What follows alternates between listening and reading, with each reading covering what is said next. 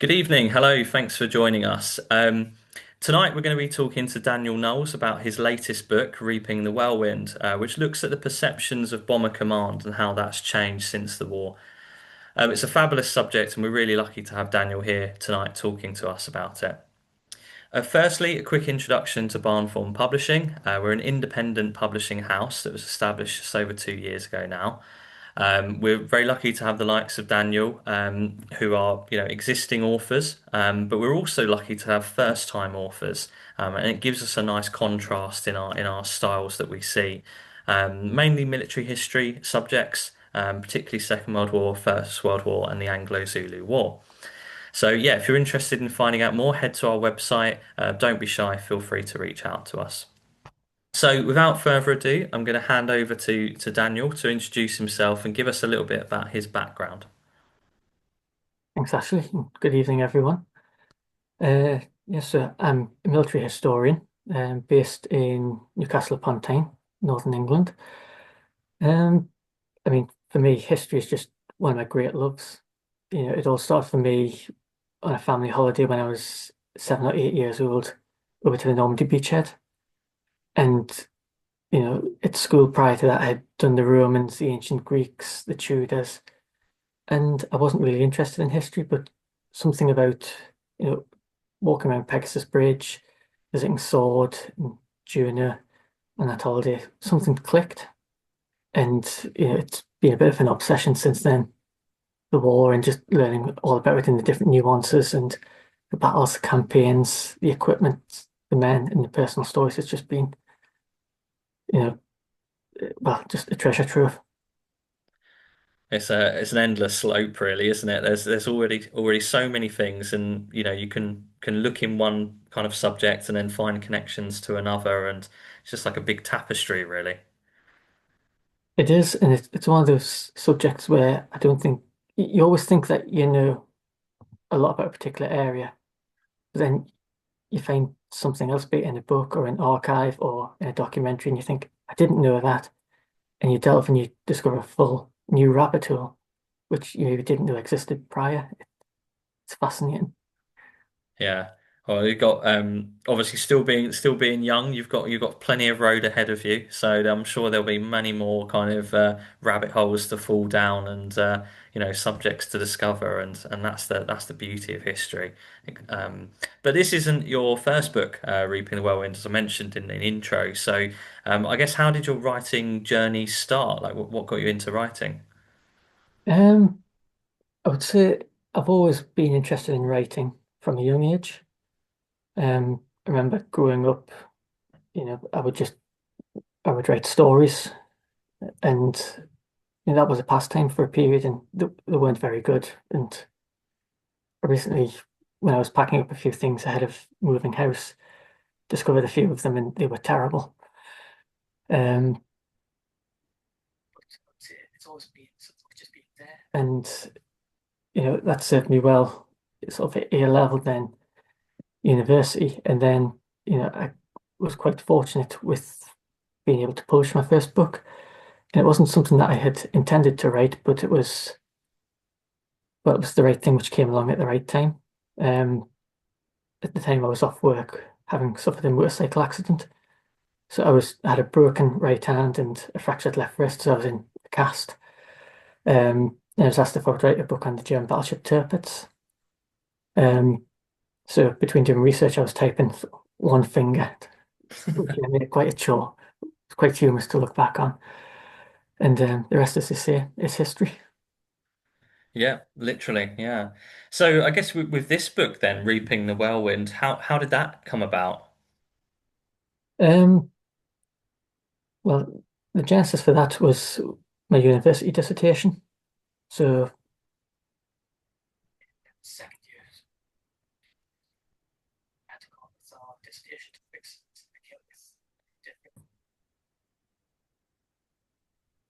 So the genesis for this book came back from 2015 when I was at university. Um, Towards the end of second year, we were asked to come up with our dissertation topic, and I mulled over a number of ideas.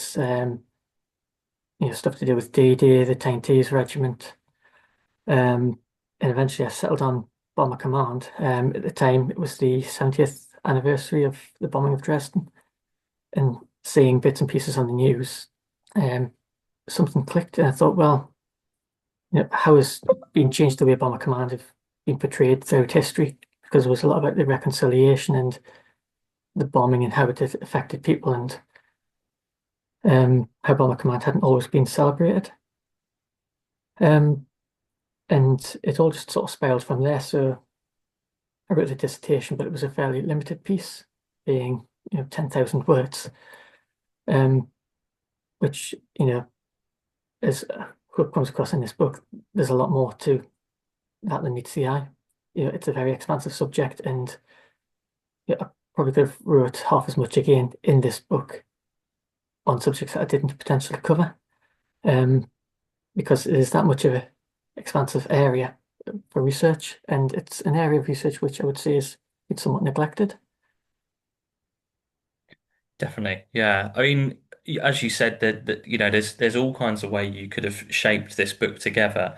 What's been your approach? Kind of what are the sections of the book really the key, the structure to the conversation, I suppose. Well, try to break it down into segments. Yes, I've tried breaking the book down into a number of key sections. So, firstly, looking at literature and how our command have been portrayed in non-fiction works. That in itself leads naturally onto, okay, if they've been portrayed in a particular way in non-fiction, how have they been portrayed in fiction? Uh, and within that, obviously, you can look at not only fiction in terms of books, but comic books. Looked at how Barack has been portrayed with in sort of popular culture with things like model kits, so airfix. Because I think everyone knows the first airfix plastic model aircraft was the Spitfire, but it took a few years before Bomber Command were represented. So why was that? Um, and then I've tried focusing on how the media represented Bomber Command, in as much as how were they portrayed during the war and how did that change subsequent to 1945? And then how have they been portrayed in film and television? Because there's a number of films on Bomber Command, but a lot of them are quite sanitized, shall we say, or look at particular rates or provide a fictional account without delving into the full area bombing narrative and delving into that whole subject. Yeah. While you're on the subject, I guess, what would be your favorite film that features Bomber Command?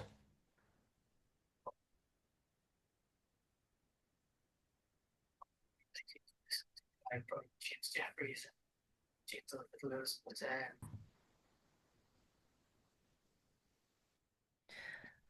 yeah, I'll probably be ridiculed by a few individuals for this, not least of which James Jeffries and Jane Guilford Lewis. But The Dambusters, I would say, is probably my favourite film.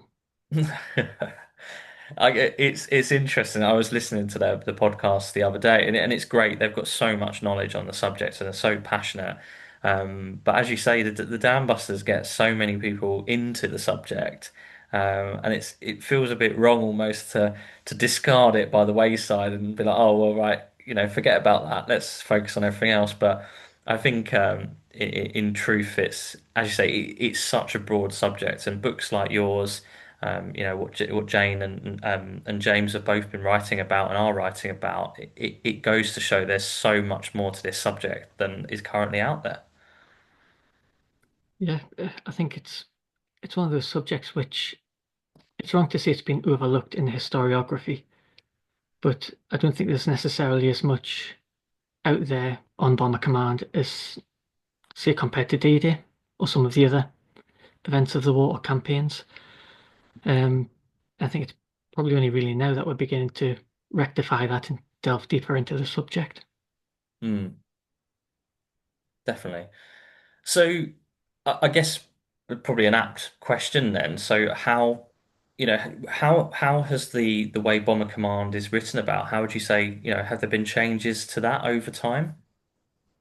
I would say there's been significant changes over time. I would say if you look at the way Bomber Command was written about in the media during the Second World War, it was very much a case of we're hitting back at Germany. This is how many pounds of bombs we're dropping. This is how many aircraft are flying on raids. But then from 1945, there's been a significant change. And I would say the rhetoric became quite anti-Bomber Command, anti-bombing of Germany, anti the airmen, anti-Harris. And there was a multitude of reasons for that. You've got Cold War propaganda, East versus West, the East Germans and the Soviets playing up the idea of the bombing of Dresden and the war crime, which uh, sort of was picked up in Western media. Um, I'd say war guilt to a degree is impacted upon the way in which Bomber Command's been written about. The idea that, you know, was an inhumane campaign to a degree, an impersonal campaign, which I think stands in contrast with the way we in the West like to envisage how the war was fought, in terms of we went to war for Poland, we fought a morale war, a just war, but the bombing of Germany and the ruination of cities and the indiscriminate killing which resulted therein sort of stands in contrast to that, which I Mm. think, to a degree, we've had a hard time coming to terms with. Um, yeah, I think to a degree as well, people have latched on to a perception, rightly or wrongly, that the airmen and Harris were quite nonchalant in the way that they went about conducting the campaign and their thoughts on the campaign. There's numerous accounts of airmen saying, well, you know, I'm not particularly bothered if I killed a few Germans. They started the war, they bombed London, we're hitting back. You know, Famously in 1942, in the propaganda film On the Chin, Harris turned around and said that the Germans had entered the war bombing Warsaw, Rotterdam, and a host of other places, and thought they could bomb everyone and no one would bomb them, and that Germany had sown the wind and would reap the whirlwind. I think when people have read accounts like that, it takes people aback and makes them think, well, hang on, the inhumane killers, you know, there's no humanity there. It's indiscriminate and wrong, which I think has led to a degree an anti-bomber command, anti-bombing of Germany thought and school of thought. But also, I think you've got to take into account contemporary events. During the 70s, well, sorry, the late 60s and the 70s, I would say that's when the peak anti-bomber and anti-bomber command rhetoric was. But if you look at what was happening in the world at the time, the Vietnam War was in full flow, and when you've got pictures on, the TV and in the cinema of B-52s and whatever else dropping ordnance left, right, and centre, indiscriminately, you can't help but compare what'd gone before with what was happening at the time. And you know, that did come across in the literature. People compared the bombing of Dresden, Hiroshima, and Nagasaki to the tonnage of bombs which are being dropped on Vietnam. I would say to a degree that influences the way we view bombing today as well. But since sort of the late 80s, early 90s, there's been a bit of a change, softening of attitudes, more so since the fall of the Berlin Wall and the reunification of Germany, which has led to a bit more reconciliation, which softened attitudes. And I think there's been a bit more of an acceptance of what was wrong, what was right, and that ultimately we were at war. And, rightly or wrongly, there were civilian casualties, cities were bombed, Germany bombed cities, Britain bombed cities, America bombed cities. That was the way the war was fought, and to a degree, we've got to accept that. Hmm. And I think, I guess when you contrast Bomber Command with Fighter Command, Fighter Command rightly are seen as heroes. They were the goalkeepers as such that, were stopping, the Germans going about the same campaign we're discussing the other way round. And I think you know, there's probably very little dispute there in terms of, feeling, oh well, we're supporting the wrong side here. But I guess maybe, having lived through that to some extent and known what it felt like to be under the cosh, perhaps in some people's minds, I guess on one hand they may have been very unsympathetic, and as you said, it was kind of an eye for an eye. On the other hand, they may have been completely sympathetic, and I think it's just very interesting. They are all heroes, really, the Bomber Command and Fighter Command, completely. But it's very interesting the social aspect to this that you've just described there, and we'll continue to discuss. Yeah, it is. It's great that you've written about it. Yeah, I mean, just to touch on the point that you've made there, there's no doubting the heroism of fighter command. But to paraphrase Churchill, he said that the fighters were the salvation and that the bombers would bring victory. Mm. So fighter command did its bit saving Britain in 1940, denying the Luftwaffe air supremacy, so an invasion couldn't be launched. And bomber command was one of the tools for victory. I think that's often overlooked, and I think part of the problem is a lot of people are writing about bomber command.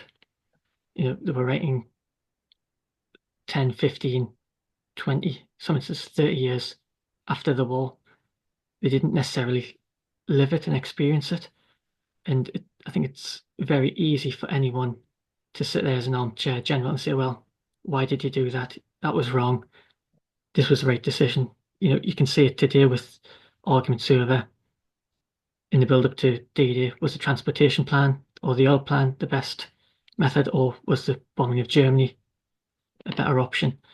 It's very easy to sit there with the benefit of hindsight and say, what is the best option? But when you're there at the time making decisions on limited intelligence, then, mistakes will be made, and you can only ultimately make the decision with the information that you've got at the time. And I think that's an important element of the historiography is, yes, you can sit there and say, okay, how do you analyze this? What could have been done differently? But equally, what was the decision made at the time and why was that? And I think it's that why which is often overlooked. Indeed. Um, you mentioned earlier on a word that's probably become synonymous with Bomber Command, and obviously we can delve into that. Dresden.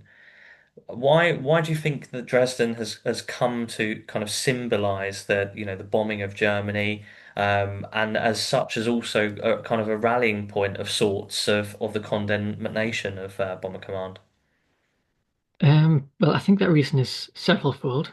I think first and foremost, you've got the idea that Dresden was an untouched city in February 1945, and Bomber Command rocked up, conducted a raid, and created a firestorm. Um,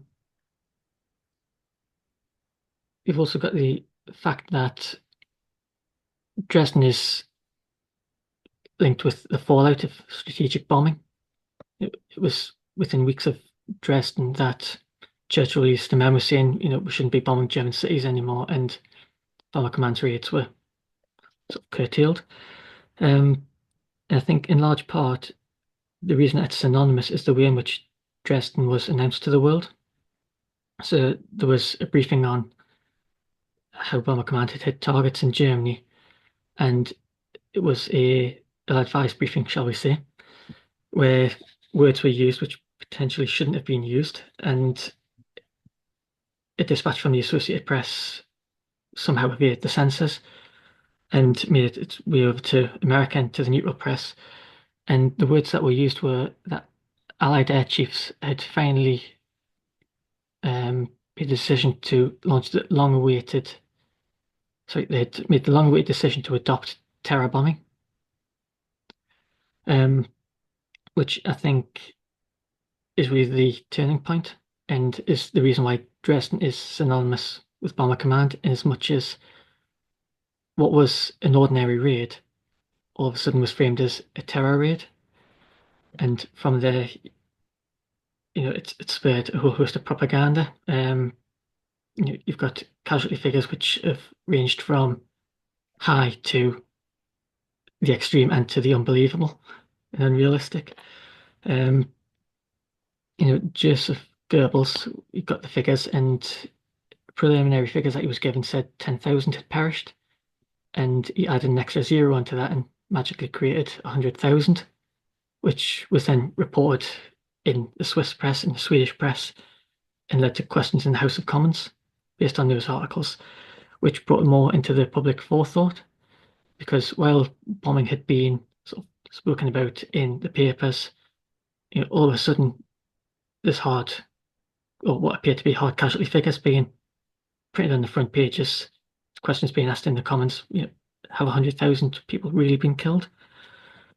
And I think the historiography since then has helped to cement Bomber Command with Dresden because of the casualty figures, because you've had not only 100,000, but some instances, 250,000 people being killed.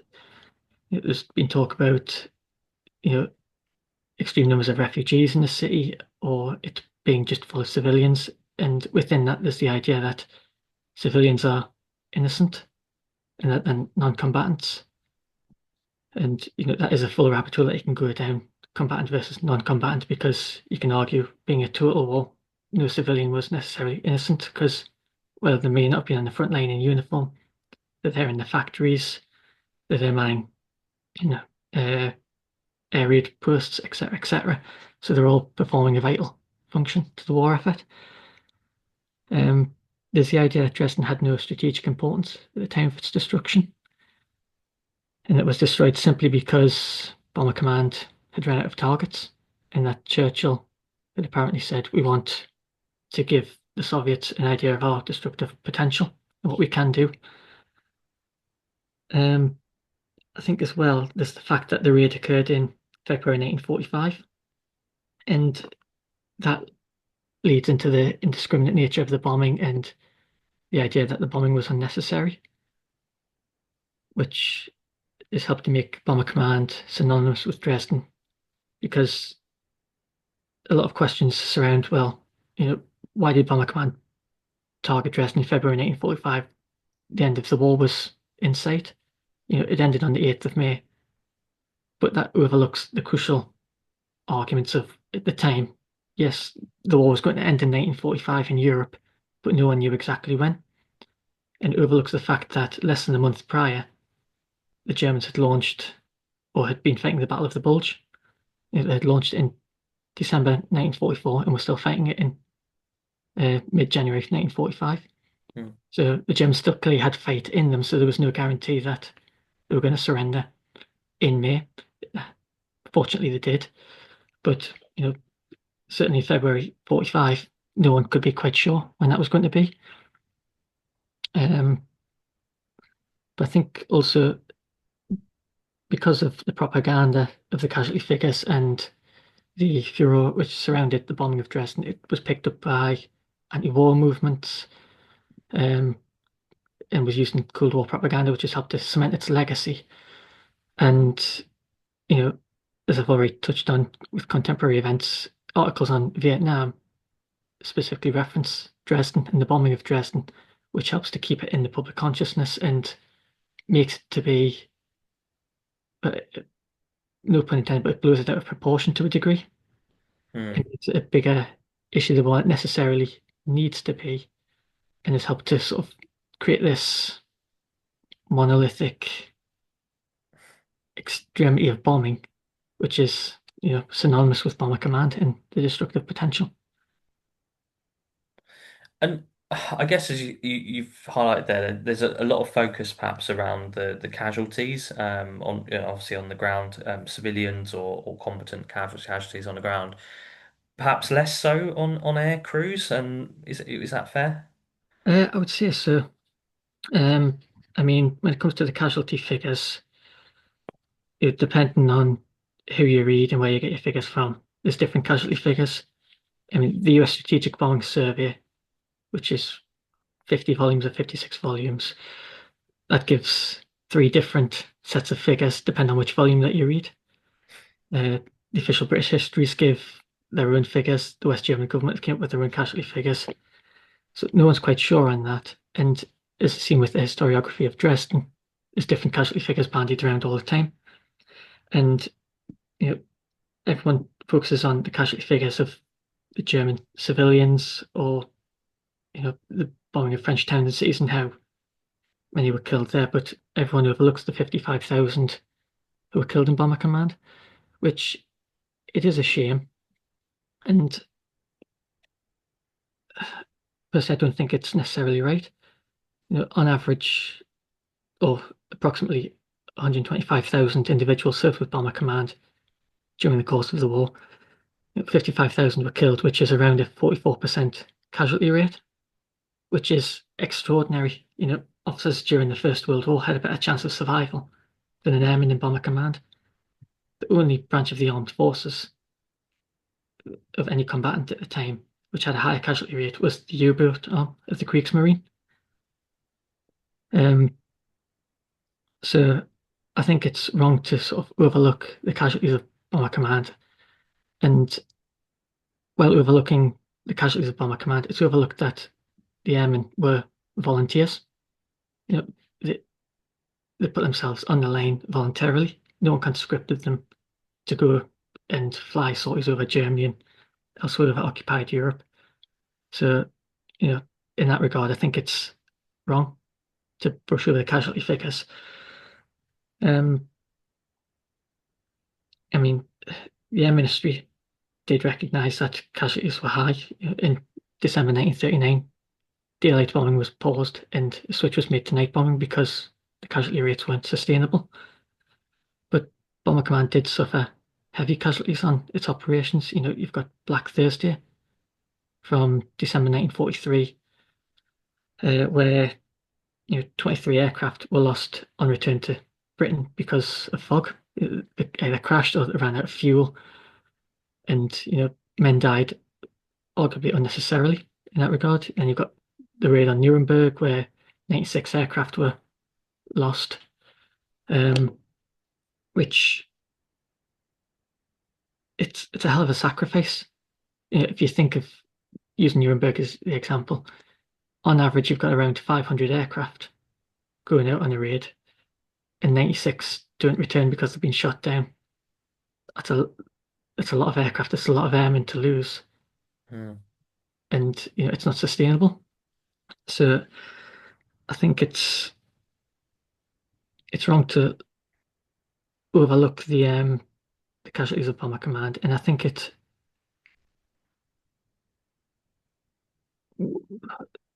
by ignoring the casualty figures of Bomber Command, we don't honour the legacy of those that served and those that paid the ultimate sacrifice. I think would do them and ourselves a disservice. Yeah, Um, because as I say, they were volunteers. They didn't have to go and fight in Bomber Command, but they chose to fly sorties over Germany. And without glorifying it, I think we need to applaud them for that courage. I wouldn't like to be stuck in a Lancaster or a Halifax at night in minus 30 degrees over Germany being shot at. I think anyone who would like that is probably crazy.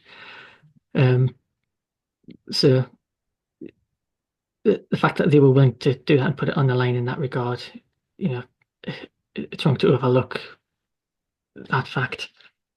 I mean, I've got some figures written down here, and of 100 airmen, 55 generally would be killed on an operation or would die of wounds associated with it.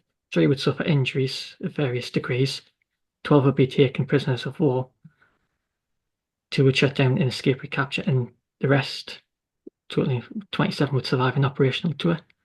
When you break it down, your chances of survival aren't that great, or your chances of coming through unscathed aren't particularly high. mm, So I think to minimize the sacrifice by overlooking Bomber Command's casualty figures whilst focusing on German casualty figures or French casualty figures is to a degree wrong. definitely. I think if you also reflect upon the how warfare had evolved, obviously, Germany. Obviously, well, they started it for a start, but they came with, the Blitz. Obviously, we endured that and overcame it. We then obviously turned the tables, and Bomber Command went back to their ground. But that wasn't the end of Germany's aggressive campaign. Obviously, using the vengeance weapons, with V1s, V2s, they they were coming back at us still, even later in the war.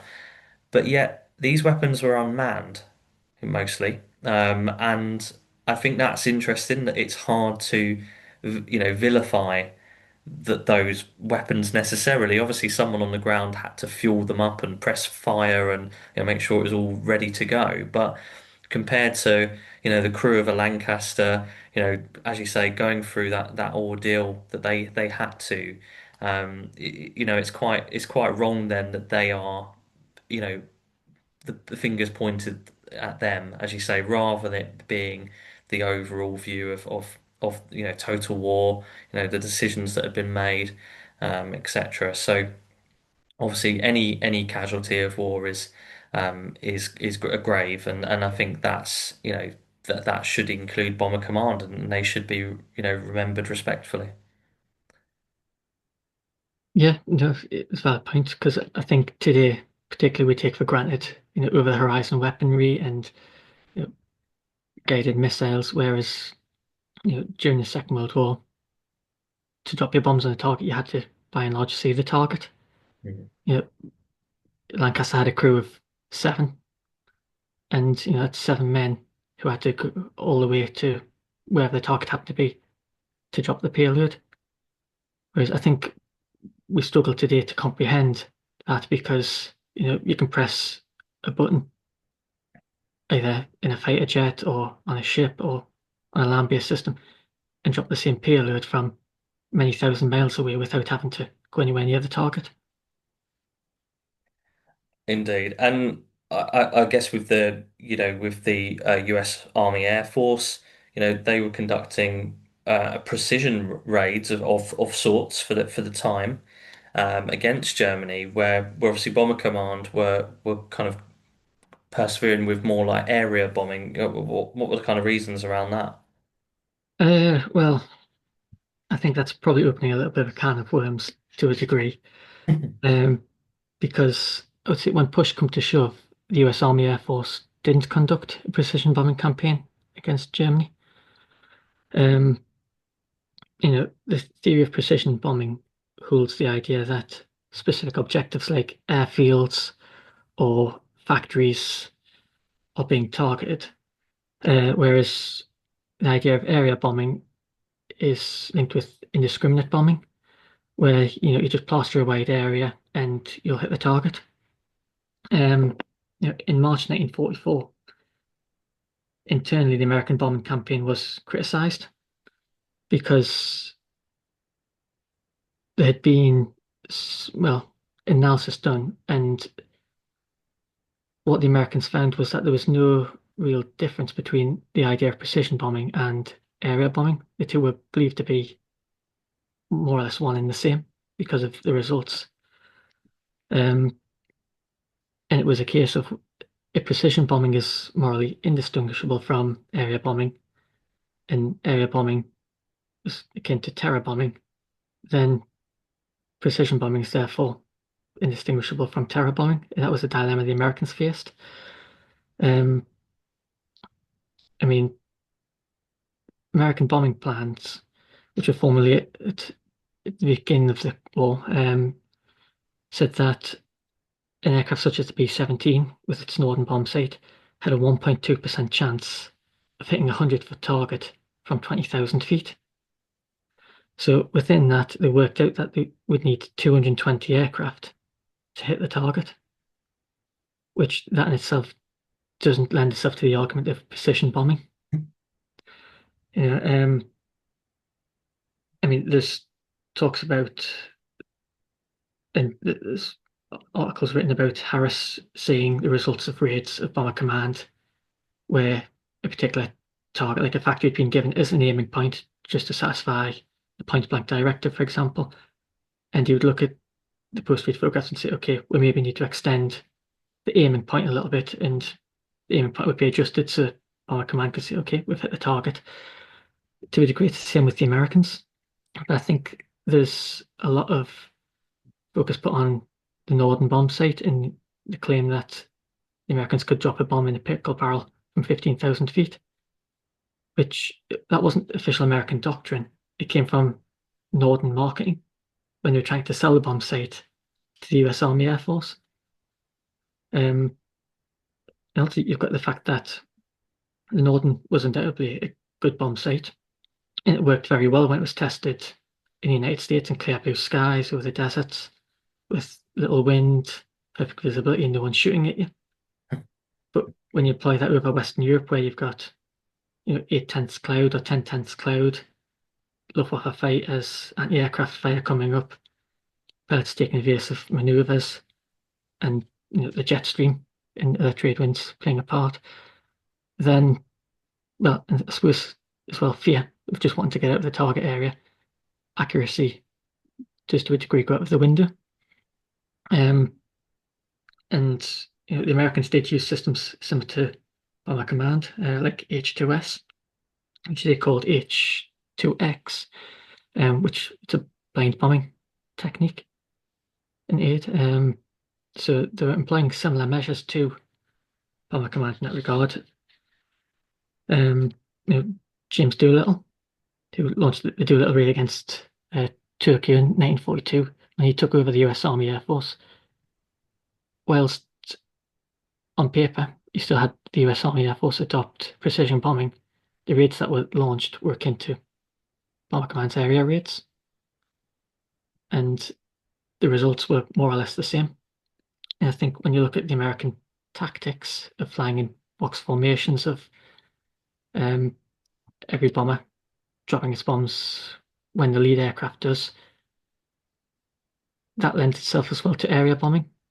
Because if you've got 1,000 bombers spread out over an area 3 miles wide and 10 miles long, or however long the bomber stream happens to be, you're not just going to hit the factory, you're going to hit the schools, the hospitals, the houses, and whatever else lies in between, which sort of takes away the idea that it was a precision bombing campaign and different from what Bomber Command was doing.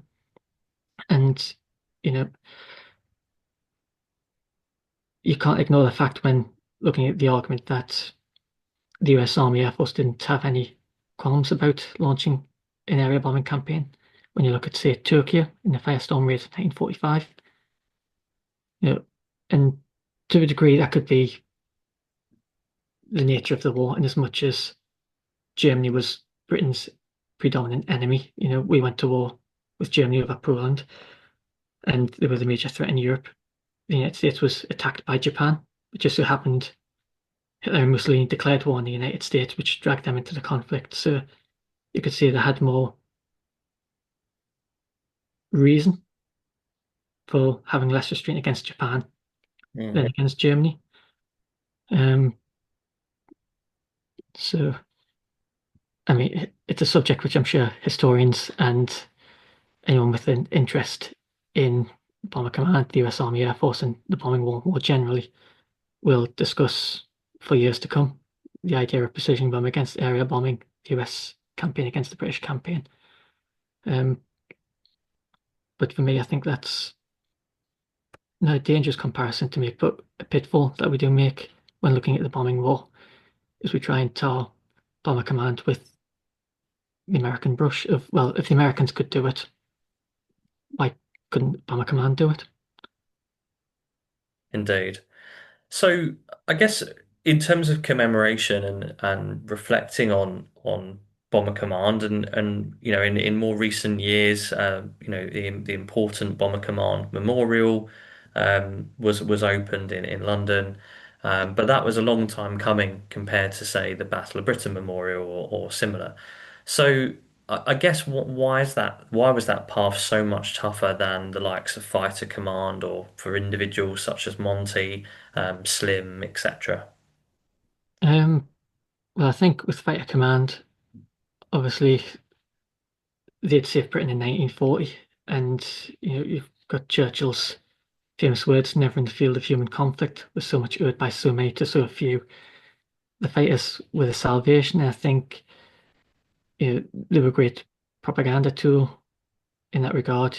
And there was many films made about fighters and you know different aircraft were used from Fighter Command as propaganda tools. You look at posters on Malta or about handing in aluminium that are all Spitfire funds or fighter funds, and the fighters are very much at the forefront, whereas Bomber Command wasn't necessarily there. But I think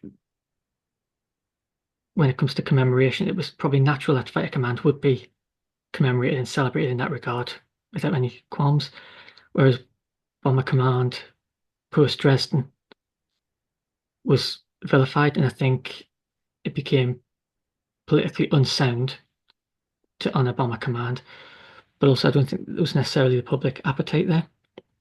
With Monty, he'd won El Alamein, which was championed as a great victory. As Churchill said, it wasn't the beginning of the end, but perhaps the end of the beginning. And from there, Monty was very much at the forefront of the British ground campaigns in Italy first, and then, you know, through northern France, took the surrender of Germany on the 5th of May. Slim, obviously, he was the soldier's general, inspired confidence, restored morale over in Burma, and turned around the 14th Army and its fortunes. Whereas Harris and Bomber Command were these not rogue figures, but I don't want to use the word criminal because I don't agree with them being criminals, but they were sort of viewed as such, I would say. You know, in the immediate aftermath of the war, Harris was the only senior commander not to be awarded the peerage. Um, Churchill omitted Bomber Command from his Victory in Europe speech, quite tellingly, while referencing Fighter Command and the RAF more generally. Um, so I think the shadow of Dresden has loomed large over Bomber Command and has meant that commemoration has been impossible. I think it's only been in recent years with reconciliation and the talk around the fact that all of these veterans are getting fewer and fewer, and that they are sort of numbered. That we thought, yeah, it is time to actually honour them because they did sacrifice a lot for king and country, and as I previously mentioned, 55,000 of them made the ultimate sacrifice. They were all volunteers, so it's wrong to deny them that recognition. Um, I mean, in large part, it's been driven by politics because even with the Bomber Command Memorial, government funding wasn't immediately forthcoming. Even up to the 11th hour, the veterans and celebrities like the late Robin Gibb were dipping into their own pockets to try and fund the memorial and fund the opening event. It was only after a media campaign and pressure that the government put its hands in its pockets and sort of stumped up the money. Mm. Yeah, it's and obviously rightfully so. But yeah, you can. It's interesting, reflecting back from kind of how right at the end of the Second World War in Bomber Command sphere, they'd reached that kind of pinnacle really in terms of plying their trade. And then meanwhile, over in Japan, the Americans happened to drop, a couple of very significant bombs. And I think perhaps at that point that might have altered the perception of bombing to suddenly have these wonder weapons which could devastate to the extent that they did. And um, I think yeah, rightfully, in more recent times we have taken that change of stance and that we will commemorate, and that Bomber Command Memorial and other commemorations will be there for generations to come. So I guess for you, Daniel, I mean, how did your impression of Bomber Command, did it change at all while you were working on this project? Um, I would say it did. I mean, I've never viewed Bomber Command as being war criminals, and I've never viewed Harris as being a war criminal. Um, I've always tried to remain objective in my views of Bomber Command. As I mentioned earlier, I think it's very easy to sit there with the benefit of hindsight and sort of be negative about the campaign and not look at it through the prism of the Second World War and what was known and going on at the time. That's it. The way my perceptions have changed is I've become a bit more sympathetic to them. Not that I wasn't before, but it was more, I didn't view it as inherently wrong. I viewed it as being part and parcel of the war, a means to an end. Whereas conducting the research into writing this book and since then, reflecting on everything I've thought, well, yes, it is wrong to vilify them. And when you look at the sacrifices and the campaign for recognition and the whole debate about whether they were criminals, whether or not, is the bombing of Dresden as bad as the bombing of Hiroshima or, what we're seeing today in various countries around the world. I think it's made me think, well, you know, was it all that bad in the grand scheme of things? Are we perhaps blowing things out of proportion and not being subjective? Are we too squeamish, perhaps? As much as obviously we deplore civilian casualties in warfare, um, but we don't. But when civilian casualties occur, we sort of, to a degree, brush them off. It's a crying shame, but it happens. Whereas with Bomber Command and the bombing of Germany, it's a major taboo. Hmm. Something I read during the research of this was, Dresden, there's the idea that somewhere between 18,000 and 25,000, as current figures have it, were killed. The Lancaster, while great technology for the time, was a somewhat indiscriminate weapon. It was a weapon of war designed to deliver bombs. And it did its job, it did its job well. But technology compared to today was quite rudimentary. And, the article I read was saying that in 2023, there was an instance in which the RAF had dropped bombs on targets of ISIS in the Middle East, and 23 civilians were killed. And the MOD turned around and said it was regrettable, which it is a regrettable incident because you deplore civilian casualties.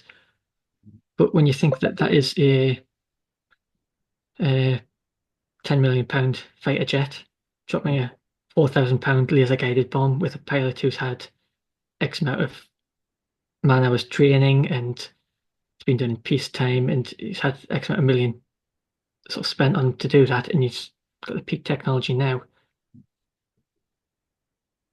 Why isn't that a war crime? Because surely with the technology that we've got now, precision weapons as we like to say we've got, surely we can eliminate civilian casualties in that regard. So if civilians are inadvertently killed, how's that not a war crime? Whereas the destruction of Hamburg, Lübeck, Rostock, Dortmund, Dresden, and half a dozen other cities, a war crime. When you're comparing apples with apples, peak technology then, peak technology now, the results, you know, not the same, but the outcomes are similar in a moral regard. So I think that's how my perceptions have changed in as much as you can't criticize one without criticizing the other. And if we're not prepared to criticize sort of the armed forces now for situations like that, then what right do we have to criticize what happened during total war, 6 bloody years of conflict? 100%. And I think Bomber Command were objects in, you know, trying to ultimately shorten the war in one respect or another to bring it to a conclusion. And I think obviously with the benefit of hindsight, we now know, oh well, at this point it only had this many months left to run, or at this point it only had this many years to run. But that is obviously looking backwards, not forwards.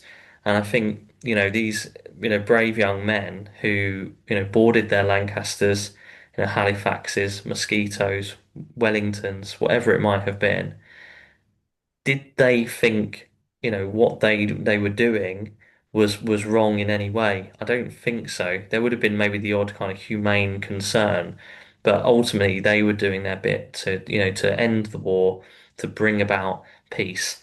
And unfortunately, it can cost lives with the technology of the day. Equally, had the war gone on for another year, how many more lives would have been lost in the Holocaust? It's a valid question. I mean, as Harris said, he didn't view the remaining German cities as worth the bones of one British grenadier.